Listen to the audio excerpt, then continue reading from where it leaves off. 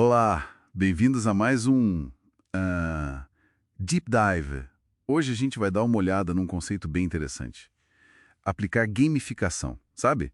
Aquela lógica de jogo, numa das tarefas mais críticas e, vamos dizer, desafiadoras da logística. O picking, a separação lá no armazém. Temos em mãos um material que detalha um projeto chamado Pickmaster Go.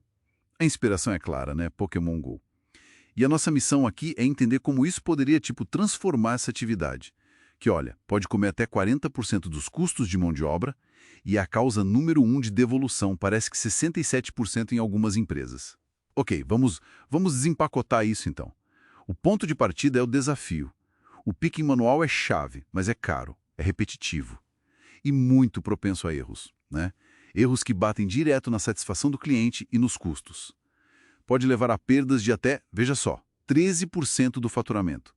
E a monotonia, claro, derruba o engajamento, a produtividade cai. Exato. E o que é fascinante aqui, eu acho, é a necessidade de uma base tecnológica sólida para a coisa funcionar. Aí que entra o WMS, o Sistema de Gerenciamento de Armazém.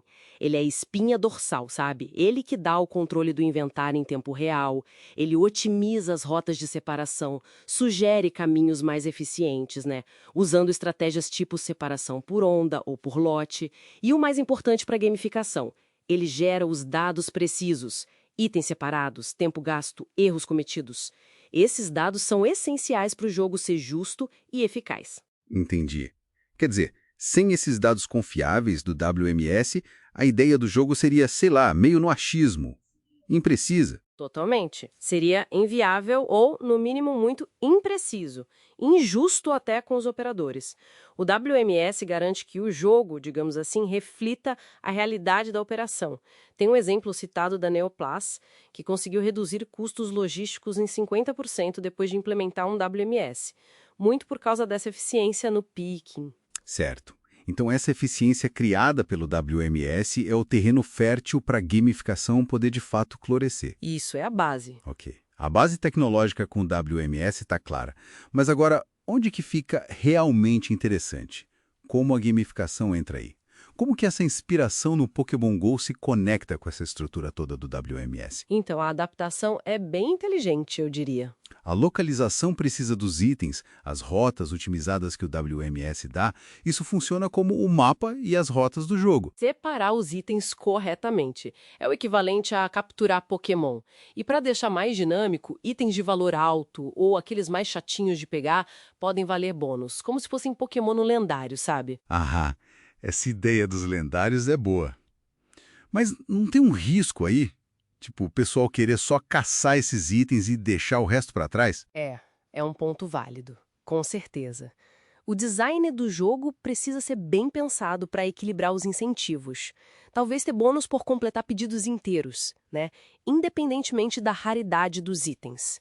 As mecânicas principais que eles propõem incluem pontos, o famoso XP, por velocidade e, fundamental, por precisão. Isso ataca direto a causa dos erros e devoluções. Badges, emblemas por conquistas, tipo o coletor perfeito para quem faz sequências sem erros, ou mestre da zona A. Leaderboards, os rankings, para uma competição mais saudável, né? E missões diárias ou semanais que podem ser alinhadas com as prioridades do dia no armazém. E na prática para o operador, como isso aparece? É numa tela a mais? No scanner? Pode ser integrado nos próprios scanners portáteis que eles já usam, só que com interfaces mais visuais, mais atraentes. Ou, pensando mais para frente, talvez até em óculos de realidade aumentada, AR. Nossa, AR. Como assim? Indo ele visualmente até o item, quase mostrando o Pokémon na prateleira. Até no voice speaking, que usa comando de voz, daria para integrar. Com sons de jogo, sabe? Um feedback sonoro imediato sobre o desempenho. Tipo um som de evolução quando completa algo complexo sem erro. Legal. E se a gente conecta isso ao quadro geral? Os benefícios vão além de só produzir mais rápido e com menos erro, imagino eu. Sim, a aposta é bem maior. Em ter gente mais engajada, mais motivada, o que por sua vez impacta na redução de custos gerais e algo super importante, na retenção de talentos. Reter gente nessas funções é um desafio enorme. E os KPIs, os indicadores, claro, vão monitorar isso. Itens por hora, taxa de erro caindo, tempo de ciclo menor e até a taxa de rotatividade, o turnover. Peraí, você falou algo antes sobre usar os dados do jogo para prever problemas.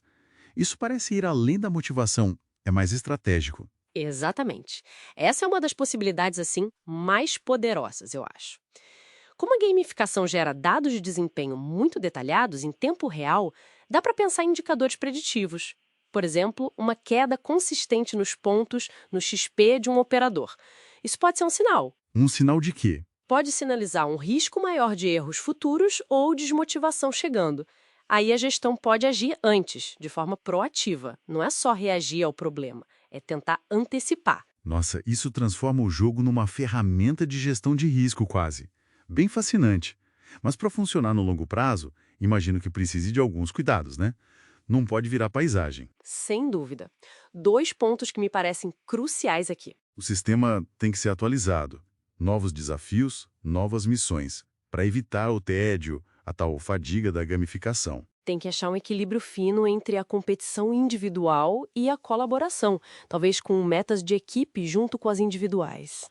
E claro, ouvir os operadores no design é fundamental. Afinal, o jogo é para eles. Tem que fazer sentido para quem está na ponta. Faz todo sentido. O jogo tem que ser bom para quem joga, né? Então, para a gente amarrar as pontas aqui, essencialmente a gamificação no armazém, quando está bem integrada com o WMS robusto, ela pega dados operacionais que podiam ser frios e transforma em motivação real, tangível. Não é só um joguinho, é uma ferramenta estratégica mesmo, de gestão, de otimização. Perfeito, é exatamente essa visão. Uma ferramenta estratégica. E fica uma reflexão, né? Se a gente pode otimizar o picking, que é tão complexo, usando dados em tempo real para motivar e até prever desempenho com gamificação, onde mais na logística ou até em outras áreas essa abordagem poderia funcionar? Será que daria para aplicar em treinamentos de segurança, por exemplo, usando dados para antecipar riscos com base no comportamento? Ou otimizar outros processos do armazém? Talvez, no fim das contas, tornar a operação toda não só mais eficiente, mas intrinsecamente mais inteligente, sabe?